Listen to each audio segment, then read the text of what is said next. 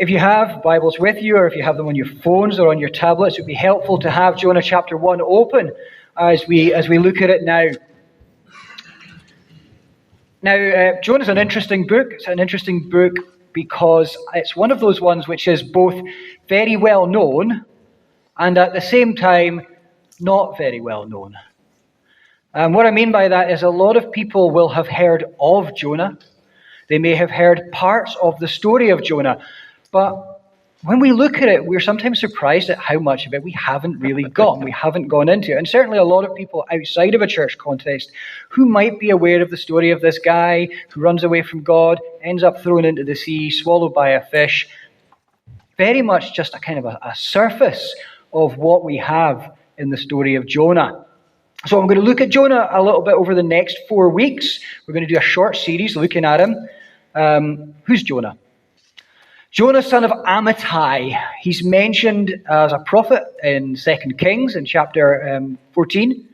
We're told that he served during the reign of Jeroboam II, who was king of Israel. And we're told that God spoke through his servant Jonah, son of Amittai, the prophet from Gath-Hepher. So we know a little bit about him. We know we're dealing with a recognized prophet. We know the Lord has used him before. And we have an idea of where he sits in the history and geography of the Bible. But the thing about the book of Jonah is that it's not actually about Jonah at all. It might seem like it is because he seems to be center stage a lot of the time. And if we read through our account that we have here, his name keeps being repeated, doesn't it? Jonah, Jonah, Jonah. It looks like nobody else's name is mentioned in the book of Jonah except his. Well, it looks like that in our Bible translations. Because if you look at, say, for example, verse 1, where it says, the word of the Lord came to Jonah. That word Lord in capital letters, some of you have heard this before, that's standing in for God's name. Yahweh, God's name. Jonah's name gets mentioned, I think, 7 or 8 times in chapter 1. The Lord is named 11 times. Because that's who the book of Jonah is really about. It's about God. It teaches us about God. It shows us Jonah as a kind of a foil, a counterpoint, to show what God is really like and what Jonah should be more like. And that's a lesson for us to learn as well. The book of Jonah is about God. And in this chapter in particular, it teaches us that God is in control. That's one of the central themes of the book and of this chapter, that God is in control. So for those of you who like headings, who like to be able to structure your notes, I'm going to be looking at this under 4 headings.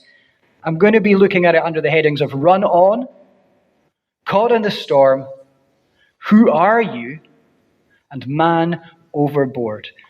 So, Run On, the first of our headings. We read there right at the start that the word of the Lord comes to Jonah. Now, that is a classic prophetic motif.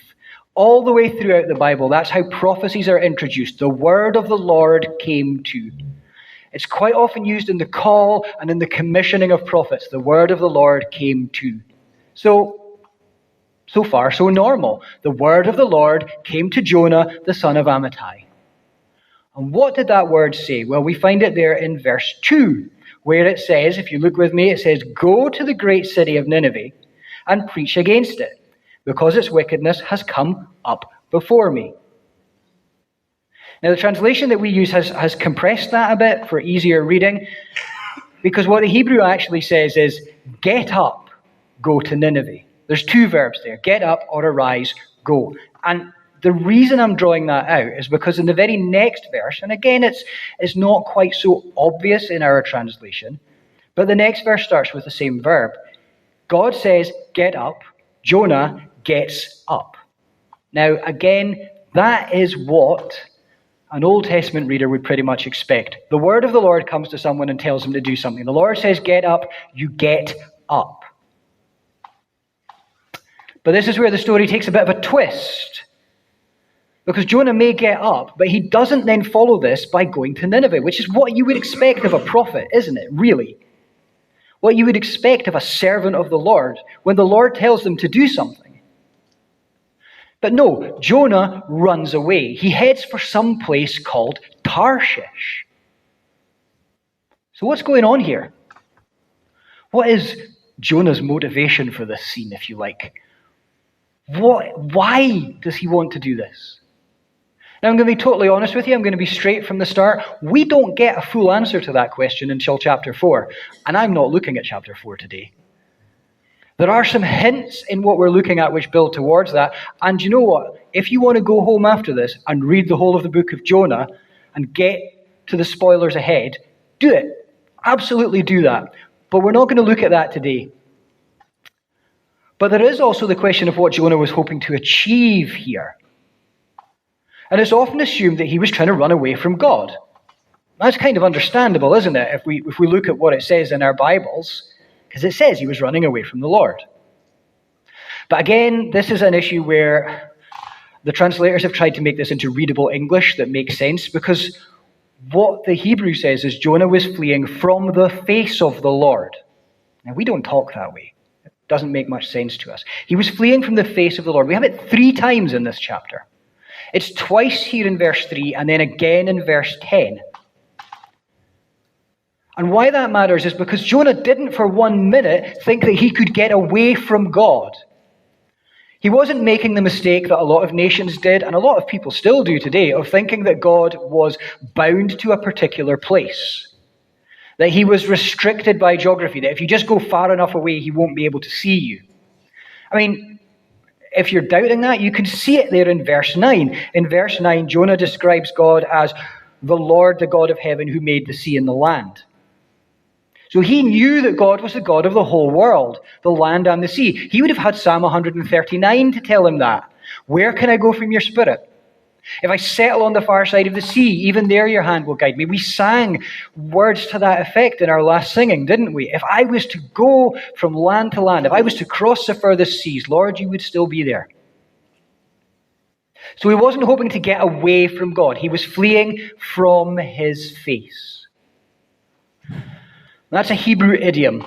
God's face is kind of connected with God's immediate presence and his authority. It was symbolically located in the land he'd given to the people and in the temple that sat at the center of the land. It's linked to the idea of serving him, being before his face. So Jonah wasn't running away from God so much as he was trying to run away from his obligations to God. God says, go here, speak to these people with my words. He's kind of like a king appointing an ambassador, isn't he?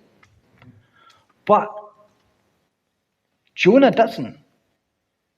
Instead of standing before the face of his God, Jonah turns around and runs from his presence. He was basically refusing his commission.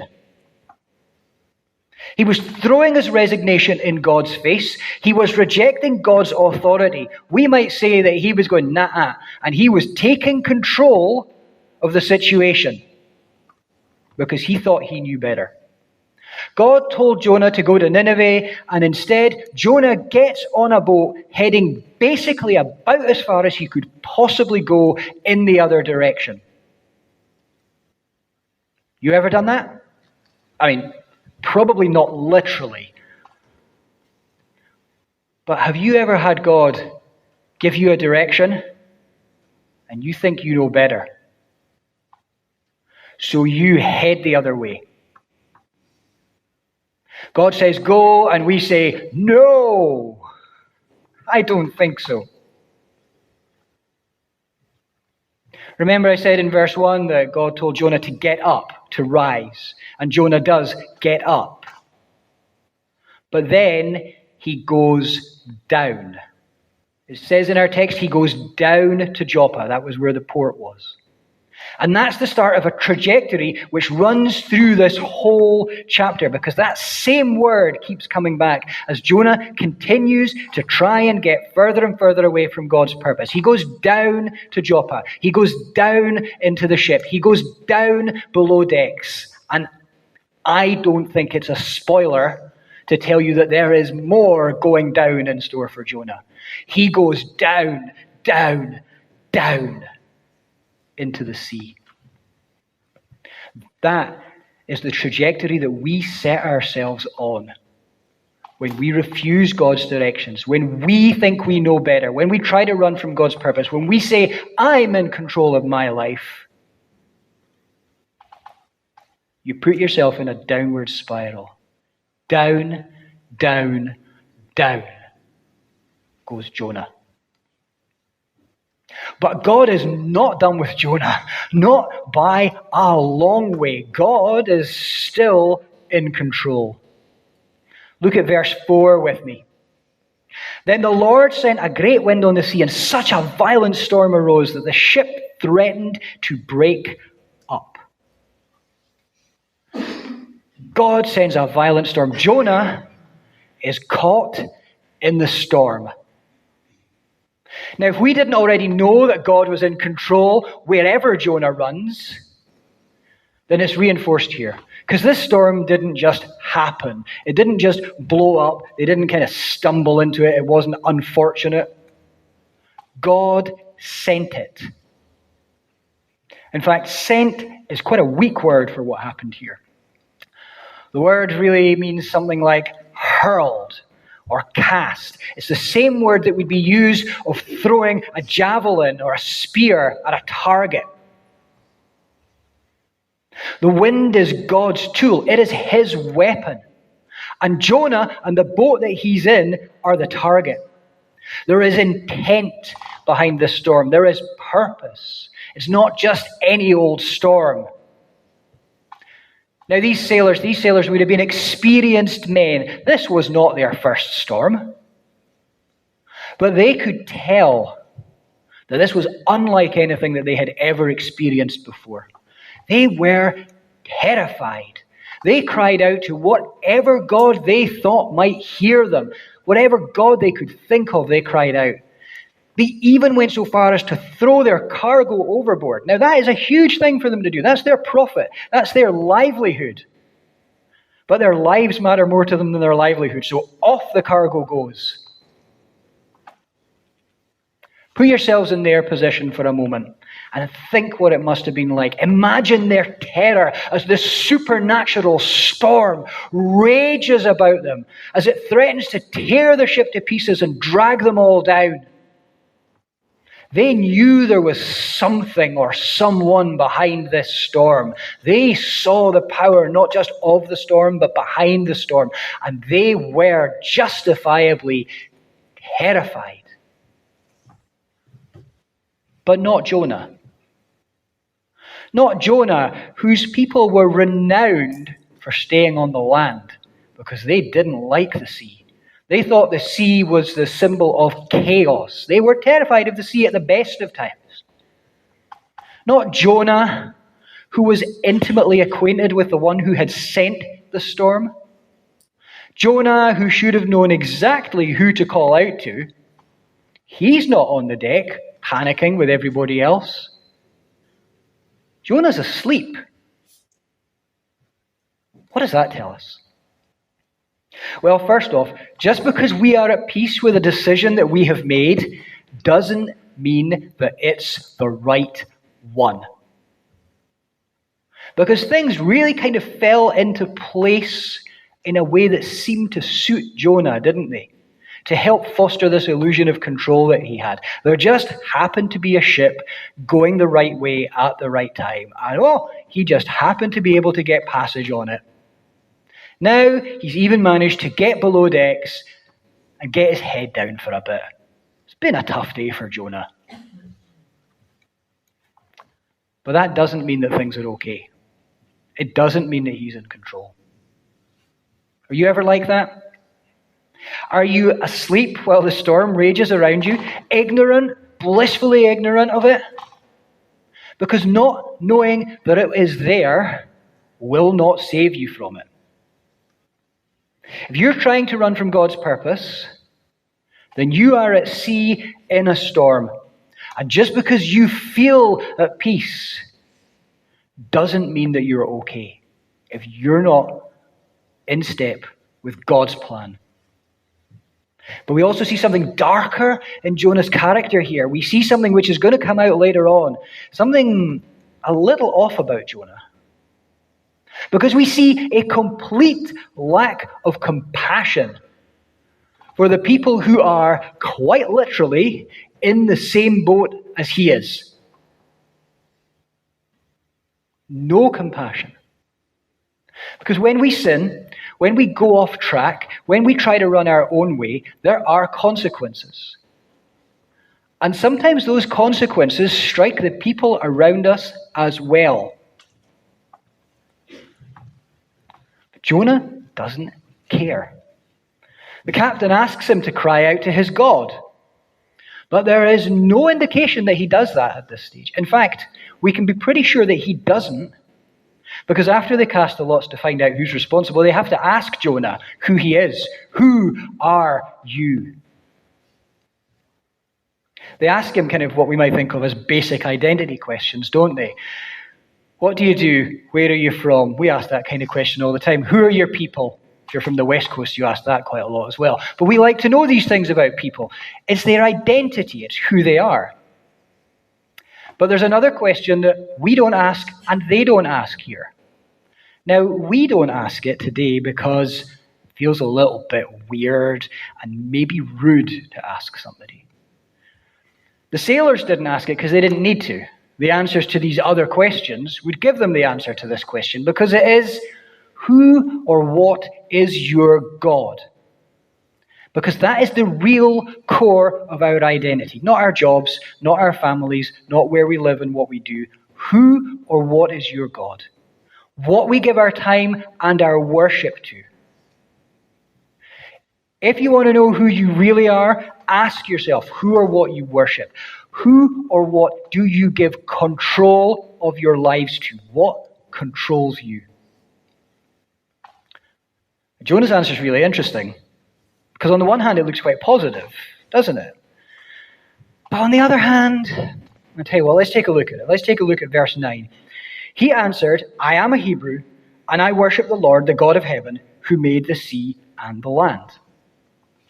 Okay. It's interesting that he starts with his nationality. That's what comes first for him, the fact that he is a Hebrew. That is where his primary identity is formed. Again, we're seeing some hints of some deeper issues here with Jonah. But that second bit, that bit, I worship the Lord, the God of heaven and earth. That sounds good, doesn't it? That sounds like a classic confession of faith. Oh, do you know what, Jonah, mate? You have a funny way of showing it. I worship or I serve the Lord, the God of heaven and earth.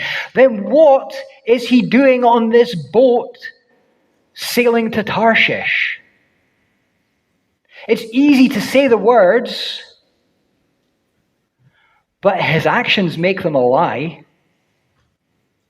If he serves the Lord, why is he running from his face? And even the sailors seem to see the problem with this, don't they? What have you done? These pagans, these people who did not know God, they recognized Jonah's fatal folly. What have you done? And what do we need to do to put it right? There is a recognition here from the sailors that God is in control. And finally, Jonah gets it. Finally. Verse 12, Jonah says, pick me up and throw me into the sea, and it will become calm. I know that it's my fault that this great storm has come upon you. Whoa. Man overboard. This is the bit everybody kind of knows, isn't it? Jonah gets thrown overboard. What would you have done if you were the sailors? Put yourselves in their shoes for a little while. Your life is at risk. The boat is breaking up under you. You probably don't swim, and even if you do, you're in the middle of the sea and there's a storm raging. This man has said that it's his fault. By having him on board, you have effectively set yourself in opposition to the God who claims control and authority over the whole earth, land, and sea. And now this guy says, throw me overboard. What would you have done? How long would you have hesitated before you had hold of him and over the railings? Because initially, the sailors are having none of it. They look at the sea and they think, that is a death sentence. They are not quite ready to do that. They are not ready to go there. So they do their level best to get the boat to safety. And again, the original language talks about them digging the sea, the effort that they put in. They gave everything they had to try and avoid this, but it was useless. The storm gets worse. So what else can they do? They cry out to the Lord. They cry out to God. They recognize that they are all out of options. And they acknowledge that the Lord does as he pleases. They see his hand in this. And they acknowledge that he is in control. So they pick Jonah up and they throw him into the sea. And what happens? Straight away, the sea goes calm. Just like that. That is not how storms work. Not natural ones, anyway.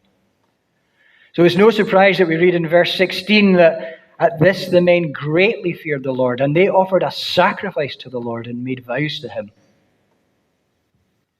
There's a beautiful irony at work here because, again, with the Hebrew, we have the same word being repeated as we had back in verse 9. The word that Jonah said when he said, I worship the Lord or I serve the Lord, it's the same word we have for fear.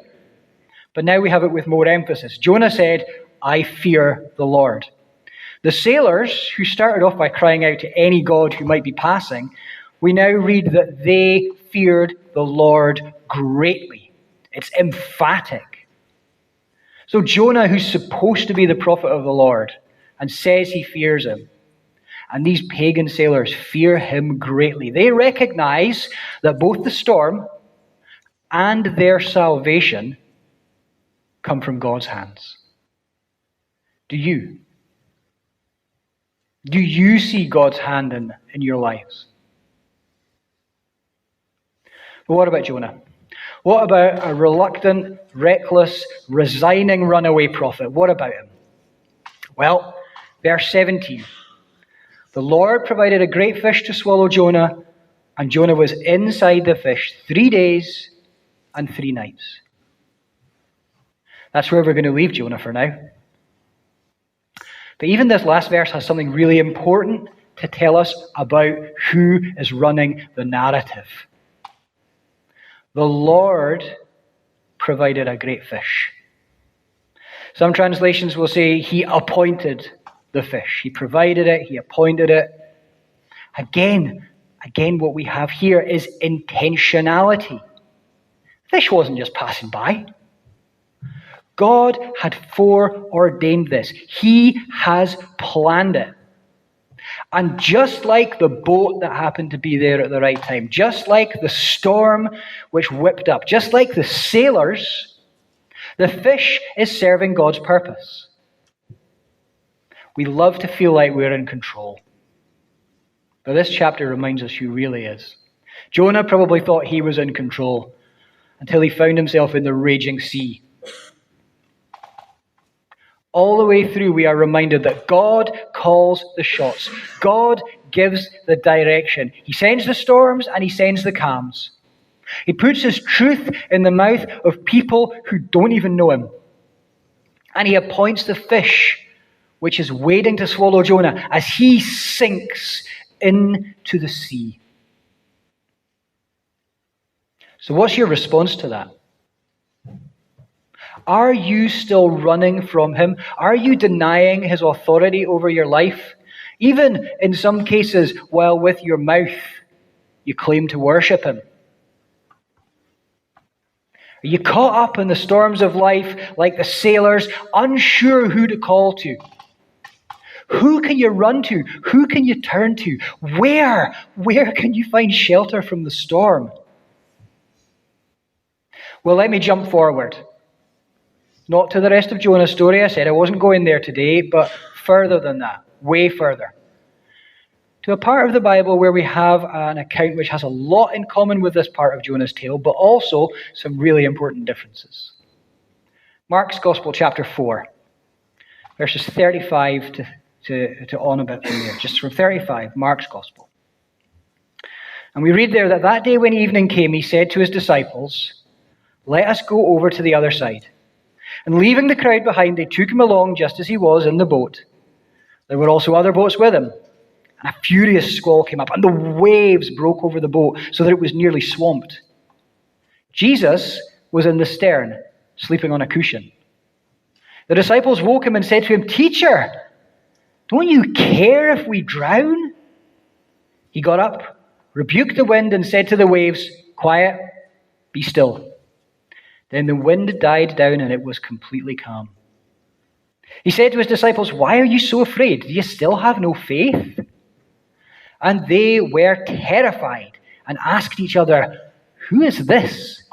Even the wind and the waves obey him." So, just like Jonah and the sailors, Jesus and his disciples are in a boat. Just like Jonah, Jesus was asleep. And just as with Jonah, a great storm comes up and threatens the boat and terrifies everyone in it. But while Jonah slept in ignorance, Jesus could rest in confidence. The disciples asked Jesus, "Don't you care?" I'm pretty sure the sailors wondered the same about Jonah when he slept through the storm and didn't pray. But unlike Jonah, Jesus cared very much. But he knew that they had no reason to fear as long as they were with him. As the storm raged, the sailors asked Jonah, "Who are you?" They wanted to know who he is. And as the storm goes calm, the disciples, who are now probably even more terrified, ask, "Who is this?" Because they knew, good scripture reading Hebrews that they were, they knew that only God could control the storm. Only he could command the storm. And now Jesus stands up and says, "Be quiet." Who is this? That is the most important question that you will ever have to answer. Who is Jesus? But there's something else going on here. There's a little bit of foreshadowing, if you like, of looking forward, of hinting at something else that's going to come. See, when the sailors threw Jonah overboard, as far as they were concerned, they didn't know what God had planned. They didn't know there was a fish appointed to swallow him. As far as they were concerned, they were killing him. They were putting him to death to save themselves. That's what they were doing. One man died so that they didn't. Now, Jonah's troubles were brought on him by his own sins, and Jesus is different in that way. But just as Jonah went into a symbolic death, and then a symbolic time under the ground because he was in the belly of a whale, so Jesus really died. And Jesus really spent 3 days in the tomb before he rose up again to show that he was in control, that even death couldn't defeat him. So who's in control? Is it you? Is it me? No way. Jesus is in control. Now and always, because Jesus is God. So that is the question that you need to ask yourself today. You need to look at him, whether you know the storm is raging or whether you don't. Whether you have heard God's word to you and knowingly walked away in the other direction, or whether you haven't yet realized that's what you're doing. If Jesus is saying, "Get up," what are you going to do? Jesus who commands the storm, Jesus who is in control. Look at him now and ask yourself, who is he? Put him in control of your life. Make him your God, the one you hear, the one you follow. And when he says go and take his word, you go and you take it. Who is he to you?